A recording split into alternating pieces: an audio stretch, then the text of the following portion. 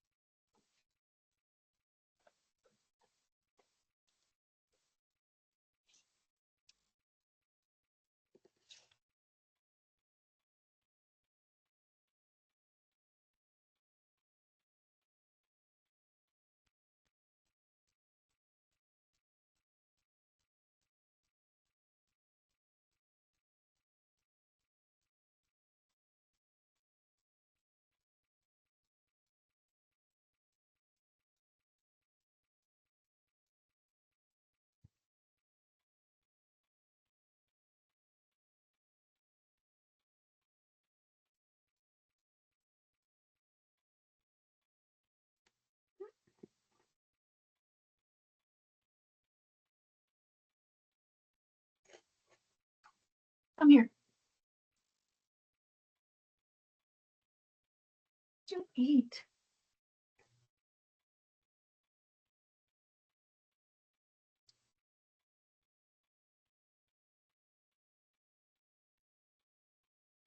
All right, numbers are starting to stabilize, so I think we can carry on here. Just a quick introduction on the logistics side. We would like to ask that everybody mute their mic and disable their camera. Just keep things quiet and allow Chris to get through his presentation. And then should folks have questions at the end, just feel free to pop them in the chat window and one of us will make sure that they are read out and addressed. If you have any trouble during the presentation with connectivity, feel free to give me a shout, ross.adams@gov.ab.ca. Otherwise, thanks for joining us, and I will hand it over to Diana Boxma to introduce our speaker. Right on. Thanks for having me, guys. I'm just going to talk a little bit about GRF first because you're at a GRF webinar. So first of all, I want to say thanks everyone for coming. This is our first winter webinar of 2025. We have 3 more upcoming, so you can look for 4 more. There's going to be one every month. So please just keep an eye out and keep registering for those. The GRF's mission is to provide a forum for information sharing, tool development, research, and education to promote and support conservation and effective restoration of native grassland ecosystems in Alberta. We do a lot of work, such as put on educational workshops, do research, and I think a lot of you have been to our fall information session that happens every November in Claresholm. The other upcoming event that we have to really draw your attention to is on March 20th in Cochrane. We're going to have our one-day classroom-based how to use the range plant community guides course. So this is generally that first day of the session that we put on in Brooks. So a lot of people can't make two days in field season in September. So this is a great chance to really brush up on your skills before you get out in the field. So do look on our website for that. And if you're not signed up for our newsletter, please do that also. So I think Ross has covered all of our housekeeping stuff. So, just be sure to make sure mic's off, camera's off. If you have questions, type them into the chat as they come and we'll get to them as we can at the end. We are slated to end at 1, and I don't think we're allowed to go over time. So can always reach out with questions at the end if we don't get to yours. So I'm just gonna go ahead and introduce Chris. Chris comes to us from Nebraska. Chris Helzer is with the Nature Conservancy. He's author of the blog, The Prairie Ecologist. If you don't get that newsletter, you should. please sign up for it. It is one of my favorites. It's full of really fabulous photos and wonderful tips about prairie restoration and what's happening in his prairies. And he goes out at all times of years and shows you pictures of all times, all seasons, everything. It's really awesome. And then his other major claim to fame, and maybe the top one in my opinion, is he's the author of my favorite field guide, which is Roadside Wildflowers at Full Speed. If you haven't seen that yet, again, you should look that up. It is something that I pull out if I'm having a bad day to read, and it always brings me a laugh. So today, Chris will talk about the Nature Conservancy's high diversity prairie restoration efforts in central Nebraska and how the restoration they have tried might be most effectively used for strategic conservation purposes at scale, and why those efforts provide him with optimism about the future. So take it away, Chris. Thank you. Yeah, it's great to be with you, everybody. I'm going to get my PowerPoint to work. There we go. Okay. So I work for the Nature Conservancy, which is, of course, a US-based organization, but we work worldwide, including in Canada. If you're not familiar with the Nature Conservancy, basically it's an organization that works to conserve biodiversity, both for the benefit of biodiversity and the people that depend on it. So I work in Nebraska. Here's a map of Nebraska. And the team that I manage works mostly at the Niobrara Valley Preserve up in northern Nebraska, north edge of the Sandhills, which is a 12 million acre prairie landscape, and at the Platte River Prairies, which is what I'm going to talk about today, which is along the Central Platte River. So at the Platte River Prairies, we have about 3,700 acres of land. We have a huge migration phenomenon every spring as sandhill cranes come up from the south. They stage along the Platte River. There's about 1 million cranes every year that stages along about a 60-mile stretch of river. So the month of March is very noisy along the Platte because we also have snow geese and Canada geese and lots of ducks and other things. But I'm going to talk about grasslands. We have a lot of grasslands. They have a lot of diversity, but they're very fragmented. So this is an aerial photo showing the Platte River and the landscape around it. Everything that's dark green is irrigated agriculture, row crop agriculture. You see a lot of circles with center pivot irrigation. The lighter colored areas are some grasslands that are kind of scattered among that. And then the other thing that we get is we get these sort of embedded wetlands, which are former river channels. And I'll talk a little bit about this later, but they're river channels that have become grassland, so they're exposed to groundwater. They have more of a wet meadow to wetland habitat. So our preserve stewardship team, the objective for us is to try to always be thinking about new ways to do land management and restoration work. So we develop ideas, we test them out, and then we share what we learn with other people to try to help other people who are doing stewardship work around the country and around the world. So we do a lot of prescribed fire, we do a lot of grazing. We often combine those two together. We do a lot of patch burn grazing, but we also are looking for other ways to create habitat heterogeneity and sustain biodiversity. And then I do a lot of these sort of presentations and field workshops and demonstration days, things like that. That's a huge part of my job as the Director of Science and Stewardship here in Nebraska. So I want to set the stage briefly by talking about ecological resilience, because this resilience is a term that gets thrown around a lot, but people see it in different ways. So I want to tell you how I see it, just so that you understand where I'm coming from. What I want you to do is I want you to imagine a prairie as a little ball that rolls around inside a bowl. And the bowl is the kind of the limits of, or the realm of stability. So as long as it's within that bowl, it's still the same prairie, but it's limited by the edges of the bowl, right? So as it gets disturbed or stressed or interrupted by things like fire or grazing or drought, it moves around within the bowl, and it might look very different from place to place within the bowl. Sometimes it looks short and dry. Sometimes it looks tall and lush. Sometimes it's patchy. But as long as it stays within that bowl, it's still the same prairie. It supports the same kind of species. The same essential functions and processes are happening. But if something happens and it pushes it out of the bowl, that ball goes into a different bowl, it becomes something different. And when it becomes something different, it's pretty much stuck in that new position, or at least it can't go back to what it was. So it'll be resilient within that new bowl. It'll move around within that new area now, but it can't really go back. And this is really important. I want to provide a couple of quick examples, right? So if it crosses a threshold and enters a new stable state or a new bowl, one way that that can happen is if you till it up and turn it into a soybean field, right? This is a site that was a prairie. It's not a prairie anymore. It's in a different bowl completely. And you can't just stop farming and expect the prairie that was there before to come back. It's not the way it works. But also it can happen with woody encroachment. So you can have a prairie with trees, and eventually that prairie with trees becomes a woodland with openings, and then maybe not with openings. But there's a threshold that can be crossed there where even if you cut the trees down, that prairie is not going to come back the way that it was. Sometimes that's just because a lot of the plants have disappeared over time, but it can be much more sort of fundamental than that, because the soils and the soil chemistry, for example, is very different under a woodland, and that's going to change the way it looks. So it's important to know that there's a threshold that can be crossed there.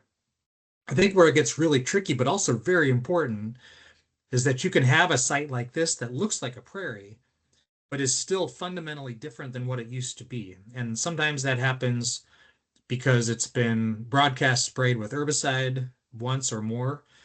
Sometimes they can happen over a longer period of time with something like chronic overgrazing or management that does the same thing year after year. And it sort of decreases the plant diversity, which decreases the overall diversity of the site.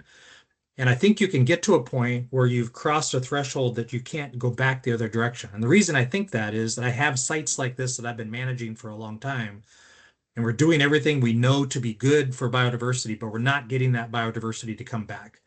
So I think there is a degradation threshold that can be crossed too. So as land managers, and this is just sort of the way my brain works as in terms of land stewardship, is our job really is to keep that ball in the bowl. And I would argue we also want to exercise the ball around in the bowl to keep the bowl big. If you don't move the ball around, the bowl tends to shrink, and a smaller bowl is easier to escape. And that last part is theory, but there's a lot of resilient scientists that are thinking that way. So in other words, if you don't burn and graze and do different things to that prairie over time, it starts to stagnate, it becomes less resilient because the bowl is shrinking. Okay. Hope that makes sense. We can talk about that more later if it doesn't. But there are two pillars that I think about in terms of what supports ecological resilience in grasslands. One is species diversity, and that's mostly because the more species you have, the more redundancy you have in what they provide to the prairie, the roles that they play, the services that they provide, the way they interact with each other. If you just have one kind of sunflower and that sunflower disappears for some reason, you're in a world of hurt. But a lot of prairies have multiple kinds of sunflowers, definitely multiple numbers of bee species, milkweed species, things like that. The more redundancy we have, the stronger that resilience is. And then the second piece is habitat connectivity, size and connectivity both, right? So if you have a site that, or a landscape where you have a lot of habitat fragmentation, connecting those pieces together makes a more resilient prairie system.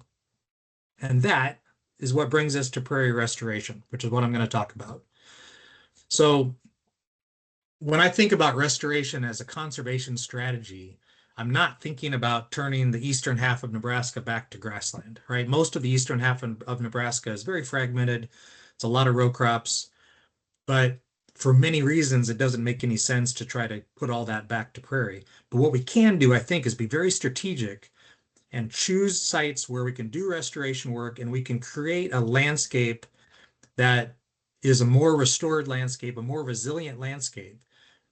And I don't know, just to cut off questions about this, I don't know how big or connected things need to be resilient, right? It's a scale, it's a spectrum. I don't know where we need to be on that spectrum to be ideal or even to be really good. But we do know that, but making things larger and more connected makes them better. And I think we can be strategic about where to focus our restoration attention rather than trying to just do whatever comes up randomly. The other piece, sort of philosophically, that I want to mention is ecological restoration, prairie restoration is very different than when you restore a historic building or an old car, because in those situations, you know exactly what you're aiming for. and it has to sort of look exactly like it used to be for the project to be successful, right? With ecological restoration, I would argue it's much more like restoring a city after a disaster, which is very timely right now as we watch Los Angeles on TV or on the internet. But in that situation, that's a great example, right? When the fires are out and they're trying to restore the city, they're not going to try to put every building back exactly like it was and rebuild every communication tower with the same materials. That doesn't matter, right? What matters is getting the processes back, getting the services, the housing, food, transportation, communication, law enforcement, all those things, sort of things have to work. But it doesn't matter if they're all based in the same place or if they look the same way as they did before. We want everybody to be able to survive, get to their jobs, do their role. So that final product is much more flexible than it is in the situation we talked about with historic buildings or cars. So I think that fits much better what we're trying to do with ecological restoration. The last thing before I jump into this really is I want to mention Prairie Plains Resource Institute, because this is the small nonprofit in Aurora, Nebraska, which is where I live, which is where I'm at right now, that started in the late 1970s. And Bill Whitney on the left here really was the first person in Nebraska to start doing high diversity prairie restoration using seed mixes of 100 species or more to try to turn cropland back to prairie in certain places. And you learned a lot, and everything that I know about restoration is I can trace back to Bill Whitney. And Prairie Plains is still going today. It's a great little organization. They planted something like 14,000 acres of prairie across the eastern half of the state. And I just encourage you to look them up. It's a fun little organization to support if you have some money to give away to somebody that's doing good work. So when we do restoration, the work we do on the plat, we do all of our seed harvesting ourselves. So we're hand harvesting most of the species that we're shooting for. We're trying to get, usually in a strong year, we're trying to get 200, 220 species of plants harvested. So we have some volunteers that'll come out and help us. We have a couple volunteer days a month. That's really helpful during the summer. We also have some mechanical means for harvesting. We used to have an old combine that we used. That was a lot of work, very fun to drive, but a lot less fun to maintain. What we have now is this seed harvester, this mechanical seed harvester. We can pull behind a four-wheeler. It's got these little fingers on it that spin around on a cylinder and pull the seeds off and shove them back into a hopper. And Ashley here is pulling the results of that out of the hopper, spreading them out onto a tarp, and then we can load those in a pickup, haul them back to the shop. This is great if you have either huge patches of the same species that you want, or if you have an area of prairie where everything there is something you want, there's really not a lot of invasives or things that could be problematic. We use it now for the more of the overseeding, the work that we're doing with some of the degraded prairies, which I'm going to talk about later. But we used to use it more for like some of the big grasses that we needed. We still take it up into our little sandy prairies and harvest some kind of, Prairie Plains calls them granola mixes, where it's just a lot of good stuff all in one place. We'll use it for some of that too and then throw that into the big mix. Here's just another photo of what it looks like coming out of that seed harvester or seed stripper. So take the seed back, lay it out on the ground, let it dry. With something like this out of the machine, we'll turn it a couple times to make sure it dries. And then we run it through a couple different kinds of processing machines. We use standard hammer mills. I don't have a photo of that because probably most of you know what a hammer mill looks like, or you can find a photo online. I wanted to show you this one because this is the one I like better, actually. It's fast and messy.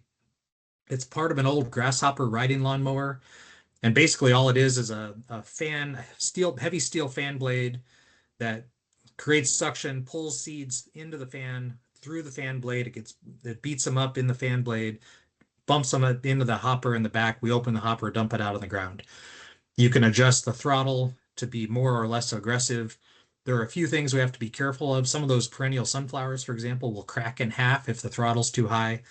But apart from that, it's a really, really fast way to deal with huge amounts of seed like we just saw from that seed stripper. So I love restoration work for many reasons, but one of the reasons is there's a lot of innovation out there, a lot of creativity with people in terms of creating machines and techniques of doing things. And this is just one that Bill Whitney actually came up with here in Nebraska. So get the seed separated from the stems, separated from the pods, throw it into piles, mix them all together to combine all the species. You can see in this photo and the next one, there's a lot of stems in there. There's a lot of pods and leaves. That's okay. I'll show you why. We don't clean our seed very much. You can see behind the people here, there's some little fanning mills. We almost never use them. We use hammer mills to break things apart, and then we call it good. And so we end up with these very nice diverse seed mixes with lots of different species in them. We usually create a mix for the upland, the wetlands, and sort of the mesic areas in between. And then as we plant those, we'll feather between them. So we'll throw wetland species into the mesic mix. We'll throw some mesic species into the sandy mix. And then we'll sort of overlay those on top of each other because we don't know always what the actual site conditions are going to be like just by eyeballing it. So we hedge our bets. And then we broadcast the seed. We don't drill seed. We broadcast seed. This is a rare example of this is a pretty tilled site. I'll show you a better example of what it looks like most of the time. But I wanted to show you the machine we use. There's a couple of versions of this. This is a John Deere, but Easy Flow, the letter E, the letter Z, and then Flow creates the same kind of machine. We've used that too. It works great. And basically, it's a long, skinny box with holes in the bottom and a little agitator inside that can spin when the wheels spin to keep everything moving around. And we can adjust the size of the holes to calibrate the seeding rate with what we want. These were built to be pulled by tractors, but we converted it and put a little hitch on it so we can pull it behind a pickup or a four-wheeler or a UTV or side-by-side if you call it that. So we dump seeds into it and then take it out in a field. So here's an example. Here's a field that was just harvested not long ago, and we're planting right on top of that. If it's a cornfield, sometimes we'll disc it lightly to knock the furrows down, but the most ideal situation for us over time has been planting into a recently harvested soybean field because there's very little residue. We don't have a lot of topography, microtopography to bump over, and they can harvest one day, we can plant the next day, and we've had a lot of success with that. But it works well after corn as well. And then because we broadcast seed and we know that it works, we can do it by hand. And we've done hundreds of acres by hand over the years using volunteers or using staff or some combination of the two. And that is great because you get a lot of people involved. There's very little that's more gratifying, I think, for someone to throw seeds on the ground and then come back, 5 years later and see that it's turned into something really magical. So it's a great way to get people involved. And then most of you are probably familiar with prairie restoration. Same process happens here that it happens most places. You get a bunch of weeds that first year, but there are some prairie plants mixed in. There's a milkweed and a white sage here in the front. Here's a black-eyed Susan among the weeds. And then, but as the first season goes on, it really looks like you just took a cornfield or a bean field and stopped doing anything with it, which is basically what we did. And so it looks by the midsummer, end summer, it looks really weedy. There's a lot of density of those weeds, but here in Nebraska, at least, we found that we don't need to mow or to provide light. Like there's enough space between these weeds, even though it looks dense here. We've tried mowing half of it or parts of it. We've never really noticed a difference. So we've just sort of backed off of that because that's a lot of extra work. And we just give it time. And underneath those weedy plants are the native plants, the prairie plants that we planted. And 3, 4, or 5 years later, it converts itself into a prairie without us really doing anything in the meantime. We scout for noxious weeds, which we don't have a lot of in these sites usually. We're very lucky not to have a lot of perennial weeds that we care deeply about. For the most part, we really can just sit back and wait. Sometimes we'll run a fire through it if we have enough grass to carry a fire. But otherwise, usually by 4 or 5 years, it's really starting to look like a prairie.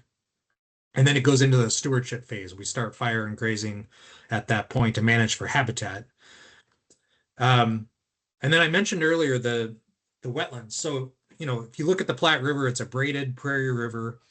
You can see those different channels and sandbars. And if you look at the landscape next to it, this is a piece of grassland on the top half with center pivots on the bottom half, so row crop. And in both of those, you can see those old river channels. So the old topography is still present in places. And the lower channels, those channels take it closer to groundwater. So we have wetter habitat, either a sedge meadow habitat or even a wetland, depending on the time of year and how much groundwater comes up. That's really important topography in terms of plant diversity and biodiversity overall. So we do, in some cases at least, we try to recreate that topography.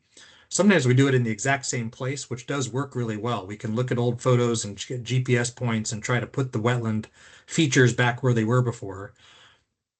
And we use these old scrapers. We contract for this, and they just dig down closer to groundwater. It's one of the best feelings in the world. When you can take a bunch of flags out and make squiggly lines through a field, and then watch a guy with big heavy equipment turn it into a wetland. And so this is what it looks like at one of our sites where we've done some of that restoration work. And then after a big rain, it filled up. Here's what it looks like on the ground early in the process when things are still coming in and establishing slowly. And then here's what it looks like later on when things have really filled in. So we harvest seed for this too, put a wetland mix together, throw it out on that site. And then it's not all standing wetlands, right? Sometimes just going down in topography a little bit, getting closer to groundwater, we can really create these beautiful little sedge meadow areas, a lot of prairie cordgrass and sedges and rushes and wetland forbs. And in other cases where we dig a little bit deeper, we do get standing emergent wetland vegetation, at least for much of the year. So we try to vary the topography and the elevation of those sloughs as we go to get some wetter areas and some drier areas. And some of those little isolated pockets of wetlands are really important for things like tadpoles because there's no fish there most of the time.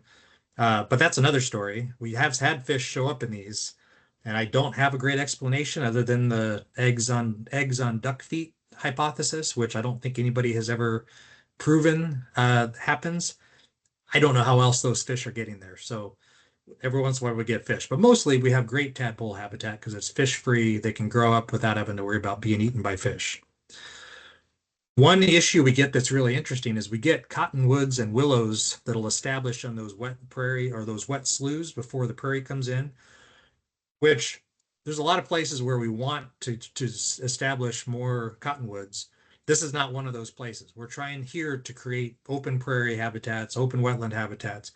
So we end up having to mow these off multiple times within the first several years. And usually that's enough to try to get or to suppress them and get the grassland vegetation to become dominant. Okay, so those are the techniques. What we're trying to do is we're trying to take a landscape like this that has some patches of grassland in green, and we're trying to add some new grassland here in brown and sort of stitch that landscape back together, right? And try to make interactions so it acts as a larger, more connected area of grassland. And on paper or on screen, it looks great, right? We've done a really good job here with just a few hundred acres. This is probably 600 acres worth of restoration. We've probably doubled the size of the overall prairie there and made it larger and more connected. That looks great. And we'll talk about how to measure that in a second. But I did want to briefly mention this overseeding. So I talked earlier when I talked about resilience, I mentioned the degraded prairie sites where they've lost a lot of their plant diversity over time for various reasons, and we don't seem to be able to get that to come back. One thing we can do is we can go out and harvest seeds. And when we do this, we focus on maybe 30 or 40 species of things that we know can compete with this kind of vegetation and sort of reestablish itself pretty well because we've tried a lot of things and we have kind of a list now of things that we think work well. So we can use that same machinery. We harvest it with the seed stripper usually now, dump it in these fertilizer spreader, these easy flow spreaders, drive across the site, and we'll do it sometimes. The best success we've had is after fire and before grazing. So we might do like a patch burn grazing management. We'll burn it in the spring or in the fall, broadcast seed. As soon as it greens up, we get cows out there. The cows graze it pretty hard all season long, all throughout the field season. And then the next year it gets a rest. And that grazing the first year really seems to suppress the dominant grasses, and it gives those little seedlings a chance to germinate, but also more importantly to survive the competition from those grasses. And we've had some really nice luck getting things converted from mostly grass to at least something that looks more like a prairie from a vegetation standpoint. But going back to the resilience talk, it's still not in the same bowl it was before. It's a very different prairie. But in some way, if you think about it from a grade standpoint, maybe it's gone from a D plus to a C plus or B minus. Or if you just think about it from a functional standpoint, there's a lot more out there for pollinators now. There's much more varied architecture for wildlife, insects included. So it's definitely way better than it was. We have found it takes a lot of seed. So we probably use 4 to 8 times the seed number per square foot in an overseeding project than we do in a crop field restoration. In our crop fields, we're planting maybe 2 to 5 pounds per acre of pure live seed. And again, we'll go 4 to 8 times that, in an overseeding site just till we get enough dramatic results. Because in a crop field situation, any seed can land anywhere and be successful or have a decent chance, right? But when you've got existing plants, even if it lands on the soil between plants, it still has a lot of work to do to survive. And so there are just fewer places where a seed can land and be successful. So we can't predict those, so we just dump extra seed out there and hope that a lot of it germinates and works. This is just another photo of a site that's been overseeded. Okay, so if we're trying to figure out whether this is working, the first thing that we need to know that all that work we did to harvest seed from a lot of plants and plant it is going to work and sustain itself. We want to maintain the diversity of plants that we put in. So we can do that a couple of ways. The first way is just to really go out and just count plant species and see how many showed up, right? So I'm going to show you an example here of a site that was planted in the year 2000. These are 3 different photos of what that looks like over time. We had 202 plant species in that seed mix. Over 22 years of some data collection and walking around, we found 192 different plants. Now, some of those 192 were not planted. Some of them came in on their own. We didn't harvest them because we knew they would show up, or there's some invasives that have shown up. But the vast majority of things that we put in showed up, which is good. And what we found over the years is if they don't show up in one site, they'll usually show up in another site. There's a very small list of things that we've never seen establish. And I think even that list, it's probably more of a sample size issue. They probably have shown up and we haven't found them yet. So we have really good luck with germination. But I also do some more robust sampling where there, at least with some sites, I take some 1 by 1 meter quadrats out. I put them down either every year or every other year, 70 of them across a site. I go through and each one of them, I'll list the plant species that are in that plot. And then because of that, I can then say, okay, what's the frequency of occurrence of individual species? How many plots out of 70 does it show up in?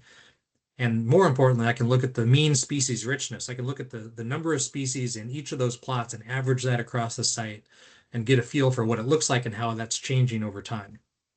So here's an example with this restoration.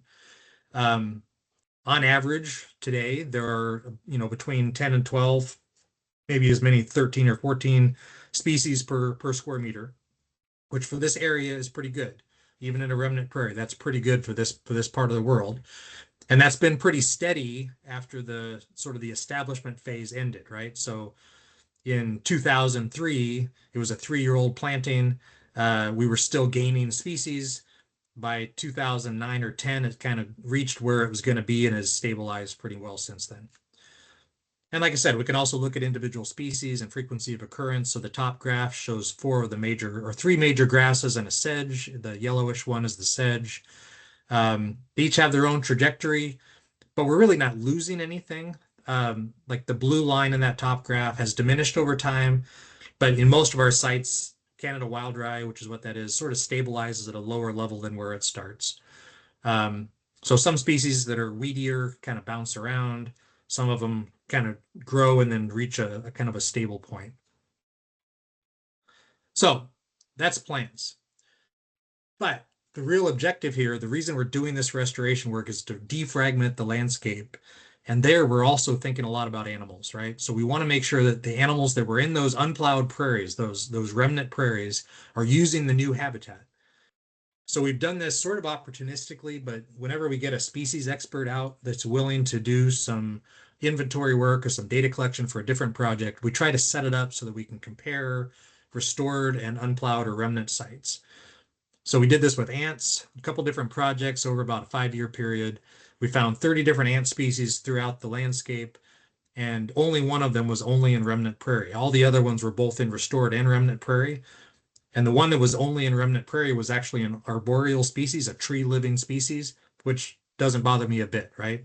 It's not a species that should be in the prairies or relies on the prairies all that much. So overall, ants seem to do really well in our restored prairies, which is excellent news. We've done the same thing with bees. Bees are trickier because there's a lot of them. And our sample size is not big enough here to feel comfortable with everything, but most species that we found over a couple year period were both in the remnants and the restorations.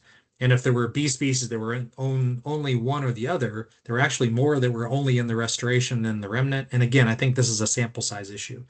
But we didn't see any red flags. We didn't see anything that says the bees are not using these sites. What we don't know, big question is, where are they nesting? Are they nesting in both equally, or are they nesting in one and moving to the other? So there's still questions here, but overall, pollinators, bees especially here, we're getting good results.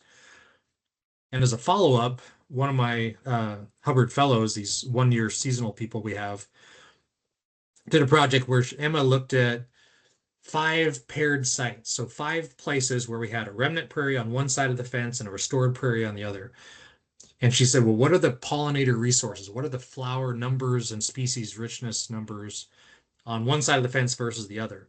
And what she found was they're very similar in most ways. So they have some little bit of species composition differences, but overall, the number of species of plants available and the number of flowers available were pretty similar.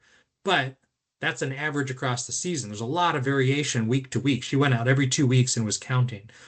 And one of the things she found, which was really interesting and I think really encouraging, was there were many times where either the remnant or restoration would be either at a peak or a valley in terms of what it was providing. And almost always the site next to it would be the opposite. So there were a lot of cases where they were complementing each other, right? The remnant prairie was having a bad couple of weeks. There weren't that many things blooming, but the restoration right next door had a whole bunch of things blooming at the same time to kind of pick up the slack. That I think is really encouraging. Okay, we've looked at grasshoppers and katydids and tree crickets. 16 species we found. There were only 3 that weren't in both, and 2 of those were in only restorations, and 1 was only in remnants. But looking at the yellow bars here, you can see that the sample size was very low, right? The one that we found only a remnant, there were only 2 individuals caught, which again, I think it's just a sample size issue. Same thing with the ones that were only found in restorations. So the big story is grasshoppers, katydids, and tree crickets are moving easily into those restored habitats as best we can tell. And then small mammals is the last one. And here it's interesting because we do have all the same species in both restorations and remnants, but some of them have preferences. We have more deer mice, harvest mice, and prairie voles in the restored habitats.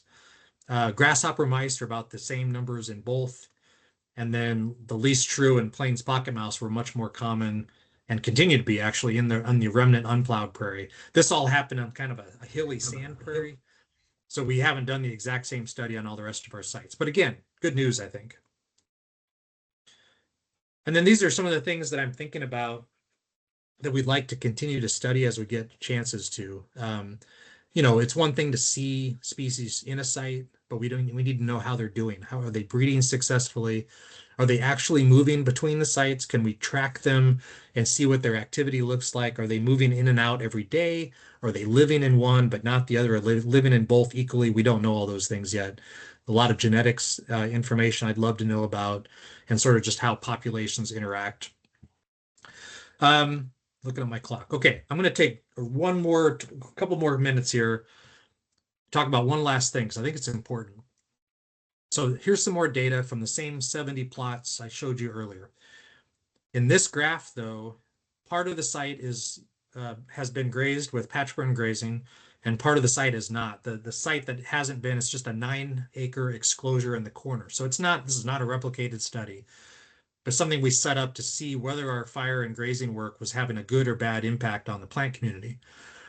And what I want you to see here is that the species richness numbers over time, the grazing seems to be positive. In most years, the grazed area has higher species richness of plants than the ungrazed site, which is great. It's good to see they started about the same place and now they're spread apart. So the grazing, we feel like, doesn't seem to be doing anything bad, at least for species richness, which is good. We've also could look at mean floristic quality, which I'm not going to really explain much. If you're familiar with floristic quality, it's sort of a qualified species richness measure where you look at the species diversity, but you also give each species sort of a rating based on how likely it is to show up anywhere versus in a site that's of pretty high quality. And it's just another way to look at things. But the answer here is that they're the same over time. The grazing doesn't seem to have really any impact on that, which is great. Now, here's what I want to talk about, because Kentucky bluegrass and smooth brome are two of our most important invasive plants that if you let them do it, they'll form a monoculture, they'll really reduce plant diversity. And what you can see in these graphs here is that in that same site, in the grazed areas, smooth brome and Kentucky bluegrass are really doing way better. And that looks scary, okay? But I want to remind you that as those things have increased, the species richness and floristic quality have stayed very steady. So we're not seeing any negative impacts of those plants. And what I think is happening here is that I think the way that we're grazing the site, we're keeping anything from becoming dominant. Big blue stem or smooth brome or Maximilian sunflower, none of those become dominant because the grazing sort of changes year to year who gets to win and who doesn't. And everybody gets to win enough that they're staying around. And I've got other examples. Here's the site that we talked about earlier that was planted in 2000.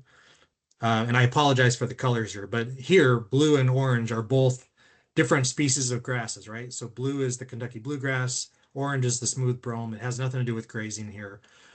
But in this site, they're both increasing, but the floristic quality and the species richness are staying steady. That's good. And then one more site just for fun. Same thing, Kentucky bluegrass has really increased. It's in almost every square foot or square meter of this site, but that species richness and floristic quality are really stable. And that brings me to this question that I want to end with, which is why do we care about invasive species? If you have a site that looks like this one, which is not one of my sites, fortunately, smooth brome here has formed a monoculture. It is dominant. This is what we are worried about with invasive species. They reduce the diversity and resilience of a site. But it's really important to keep in mind your objectives. So in my case, the objective we're managing for is ecological resilience, right? And we're saying that to get resilience, we need species diversity and we need habitat connectivity. The connectivity is created by restoration, so is the species diversity. And then the management, we're managing for habitat heterogeneity, which we didn't talk about a lot today, but it is really important in terms of maintaining species diversity. So if I'm seeing high species diversity and high connectivity, I'm getting the resilience that I want, and the invasive species are not causing me problems, even though it looks like they might be based on the data. And what's important here is you have to think about those objectives and decide what you really care about. Because if you measure the invasive species, if I had measured just the invasive species and that's what I told you about, you'd think I was a failure in terms of my restoration work. But the results based on what I'm measuring for look really good. So I'm not saying that 20 years later, I won't come back and say, well, I was wrong and it didn't work and the invasives took over. But at least right now, and over a 20-year period, it doesn't look like those invasives are actually causing us a problem. So we're not spending a lot of time fighting them other than just our regular management work. And I'm going to end there. So I hope that was helpful. Happy to talk about whatever else people want to talk about.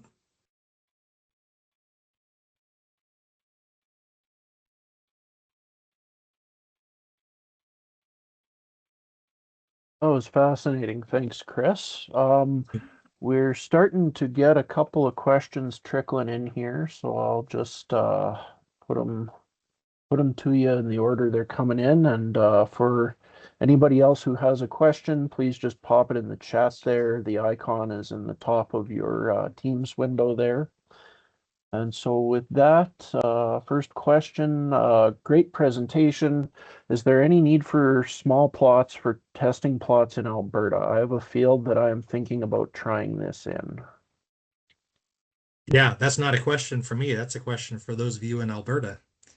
But I would say yes, right? I don't know how much high diversity restoration is happening in Alberta. Is this something that's done pretty often?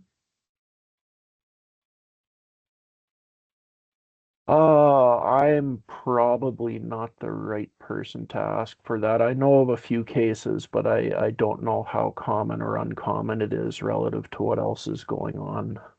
Well, the way I would answer that question then is, when Bill Whitney started doing this in the early 80s mostly, The reason that I think it was successful is he did small areas first. And I always recommend that if you're trying something like this for the first time in a new area, and that new area could just be, 10 miles from another site. Every site is so different in terms of how it acts. I always think it's a great idea to do a few acres at a time at the very most. And then once you've decided that you've hit upon a strategy that works, then you can really balloon the number of acres you do, and you'll have a lot more confidence that it's going to work. But I've seen so many attempts fail because people were really confident. They planted a couple hundred acres at first, or 1,000 acres over 5 years or something. And then 5 years later, they found out that they were swamped by invasives, or a lot of species didn't germinate well, or something. And then it's really hard to go back and fix that. Very expensive and very difficult. So it's always a good idea to start small if you can and then grow with experience. Perfect. Next one, do you have to do ongoing species additions of seed after the first 4 to 5 years? Generally, no.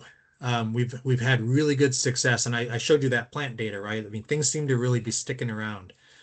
The only reason we've done additions are sometimes we find new species that we can harvest, new sources of plants and seed that we didn't know existed 20 years ago.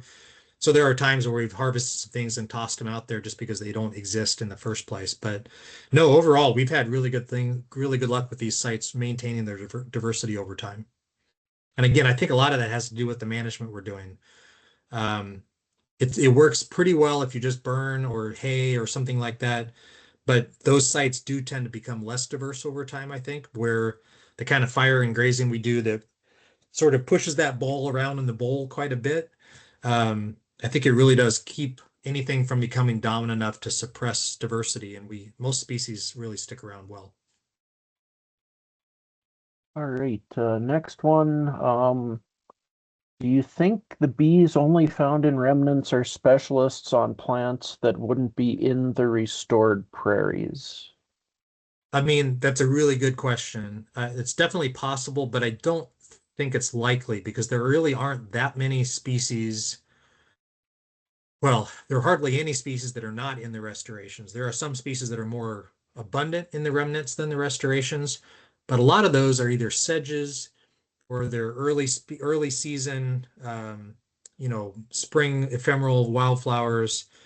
Um, and the bees that we were finding, I'd have to go back and look at the list for sure, but they didn't seem like the specialists that I would have expected to if your suggestion was happening. Um, one of the actually really neat things was we found cuckoo bees, I think more in the restorations than the remnant, but at least equally so. And cuckoo bees are the ones that, they're like brown-headed cowbirds, where they lay their eggs in other bees' nests. And so they have a host specialist or a host parasite relationship. And so you've got to have the host species in order to have the cuckoo bee.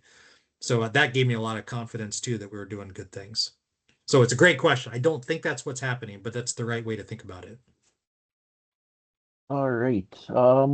What are some of your favorite species that are competitive in overseeding situations? Yeah, we have found things like prairie clovers, so dahlia species, perennial sunflowers, helianthus, silphiums like compass plant or rosinweed. Those work really well. Trying to think what else. Illinois bundleflower. If I don't know if that's abundant up in Alberta, that works really well here. A lot of them, and also a lot of the things we're missing are sort of that mid to late summer big robust forbs. So we target a lot of those species. Tick clovers or tick trefoils seem to work fairly well. Mountain mint comes in pretty well in some places. Black-eyed Susan. So it's a pretty good mix, but it's a lot of the big. Interestingly, it's a lot of the big cheap things. If you're buying seed, it's not a lot of more expensive seed. So that's the problem with overseeding because it takes so much seed per acre. It can get really pricey if you're not harvesting your own seed, which is where machines like that seed harvester or an old combine that you can still go out and harvest seed with. If you can get cheap seed, that overseeding becomes a really good feasible tool. All right, next one.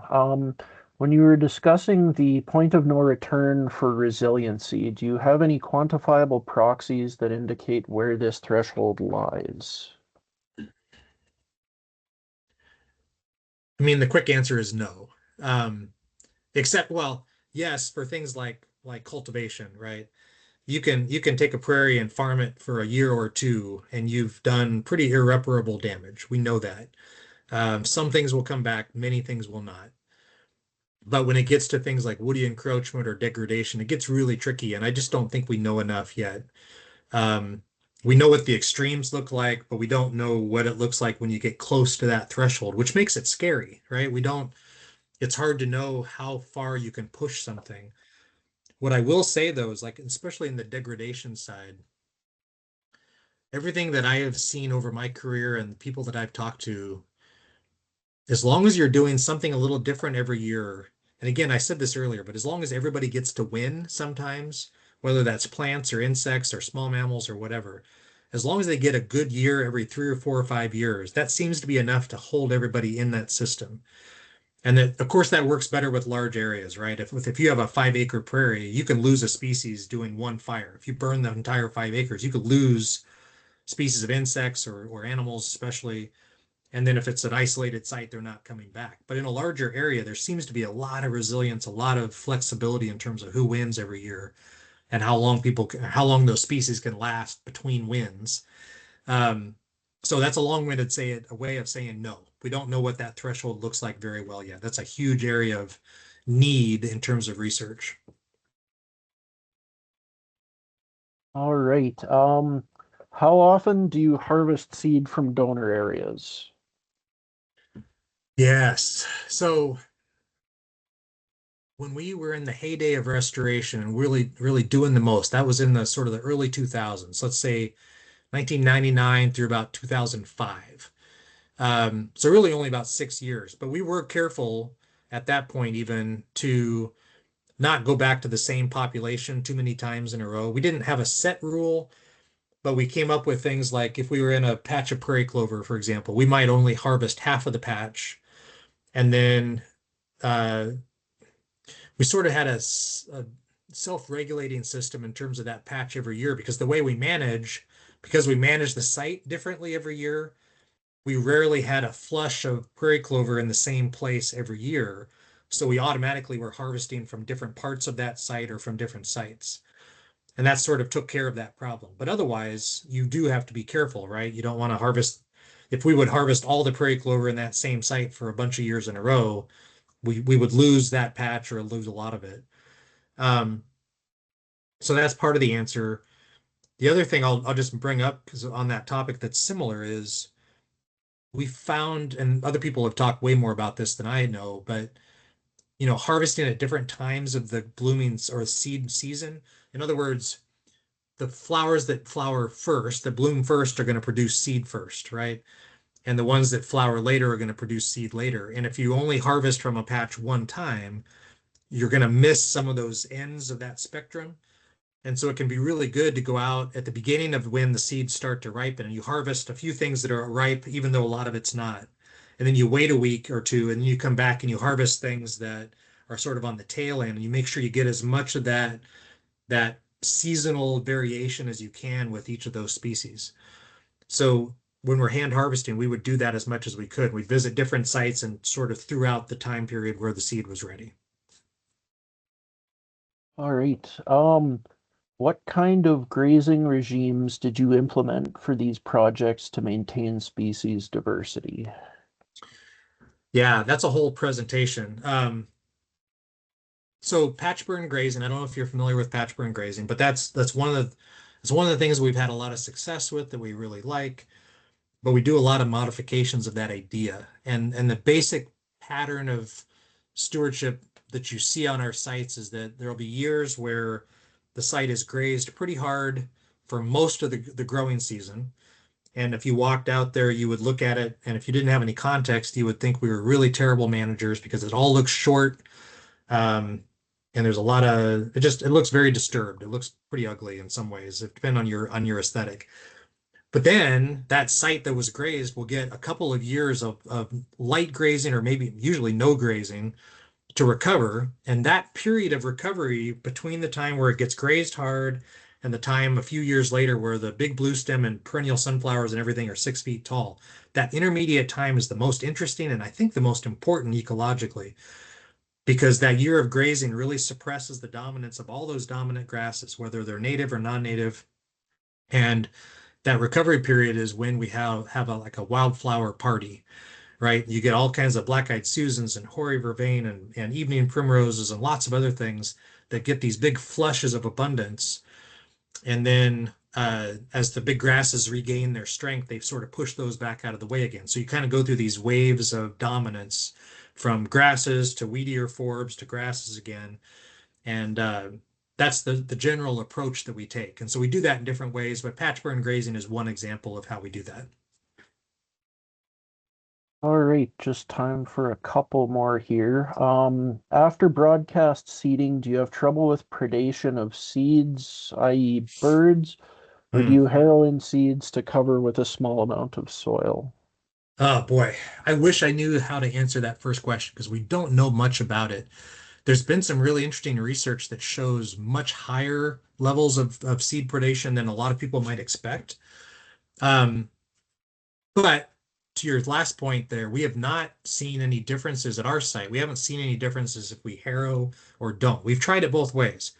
We've tried harrowing, we've tried cultipacking, or sort of packing, squishing the seed into the soil. And we don't really see any obvious differences in terms of establishment success. So we don't do those extra steps because why would we if it doesn't make a difference, right? We've had a lot of discussions about what time of year to plant. We generally feel like any time between November and April for us is about the same. That whole dormant season, we have good success with plantings that were planted throughout that time period. We don't see any differences. But there's an argument to be made that if you plant later, closer to the time when things are going to germinate, there might be less of a chance of things eating those seeds. On the flip side of that, if you plant in the fall and let them go through the freeze thaw of the winter, you're supposed to get better germination, at least for some species. So there's trade-offs there. And I just don't know. Yeah, we just don't know. I don't think anybody knows at this point how to hit the sweet spot of that. We have a researcher here that's trying to look at grasshoppers and what their impact is on early establishing prairies too. Because I think that's probably a very significant impact of what are the insects doing to the plants themselves as they germinate and start to grow. We just don't know. There's a whole bunch of stuff like that we don't know. All right, well, a few more questions we didn't get to, but we're coming up on our time for the session here. So just want to say thanks for that presentation, Chris. That was really great. And Diana, have you got anything before we finish up here? No, just thanks very much, Chris, for joining us. That was wonderful as expected. And do everyone, sign up for our email, check our website. We've got more of these free webinars coming all winter long. So thanks, everyone. Yeah, thank you, everybody. I really enjoyed that. Appreciate it. Thank you.